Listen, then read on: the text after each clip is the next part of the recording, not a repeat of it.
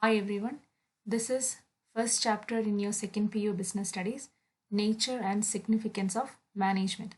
So, there are several types of groups of people like family, schools, government, business firms, etc. All these are, we all are very familiar with all these terms, family, school, government and all etc. Wherever there is an organized group of people working towards a common goal, its activities are to be efficiently and effectively monitored. Okay, so management makes people realize the objectives of the group and directs their efforts towards the attainment of these objectives. That is why management is important. Thus, management is an essential part of every group activity. So, here, what is management? In simple terms, management means manage men tactfully. Tactfully means skillfully. In this definition, you will be seeing that efficient and effective utilization of resources. So we have to see what is efficient and effective. So both are two sides of a coin. We cannot say effectiveness is enough, efficiency is not required. And the other one cannot say that efficiency is only important, effectiveness is not at all important. No, both are very important for the good result. So these are the differences or these are the meanings of effectiveness and efficiency. So what is effectiveness? Doing the right task or completing given activities, achieving the target, right decision and their successful completion. So in effectiveness, thinking only about completing the given activity, nothing. Only concentration is to complete the given activity at the given time or within the given time. If you come to the efficiency, here doing things in an optimal way, achievement of target at a minimum cost, utilization of resources wise and cost effective manner. So here in efficiency, you're not only thinking about completing the task, but you're also concerned about how you're doing. So you have to minimize your cost and you achieve your target. So examples have given here. One manager, he has to produce 500 units. Okay, so if the manager is effective, what he will be doing? He will produce that 500 units by using additional labors. That means additional employees he will be appointing. So within that stipulated time, he can produce 500 units. If you come to efficiency, the manager who is more efficient, what he will be doing? Even he also has to complete or produce 500 units, but he will be using the available laborers to complete the task. He may work in two shifts or double shifts, but he is not appointing any more extra laborers. With whatever available laborers are there, with them he is producing 500 units. So we can say the manager 2 is more efficient than manager 1. So here we are going to see some definitions of management. The first one, F.W. Taylor. So what he is going to tell. According to F.W. Taylor, he is also known as the father of scientific management. So according to him, management is the art knowing exactly what you're meant to do and then seeing that they do it in the best and cheapest way. Next, this is the next definition, Henry Fayol. He is known as the father of modern management.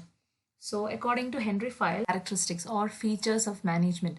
It's a human activity, goal-oriented, universal in character, intangible, system of authority, performed at all levels, combination of art and science. So we'll see in detail the first feature, human activity. So management is performed by human being. Machines are used in managerial functions, but they cannot replace human beings. Therefore, effective management should take into account the emotional or psychological needs of employees. Okay, next one, goal oriented. Management aims at achieving predetermined goals of the enterprise. Every enterprise tries to achieve maximum efficiency at minimum cost. Next one, universal in character. Management is applicable in all types of organizations like cultural, sports, educational, military, etc. So wherever there is a group activity, there is management. So next one is intangible.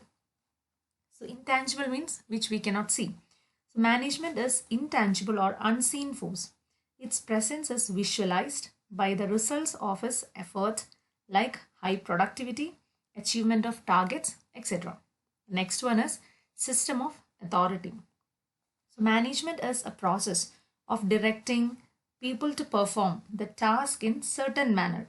Like authority is needed to get the work done by others. So without authority, you cannot ask the other person to do this work for me. No. Next is performed at all levels. Management can be performed at all levels of organization, whether it is top level, middle level, or lower level. All these levels you will see in the next slides. So the last feature is combination of art and science. So management is science because it has developed certain principles and laws which have universal applications.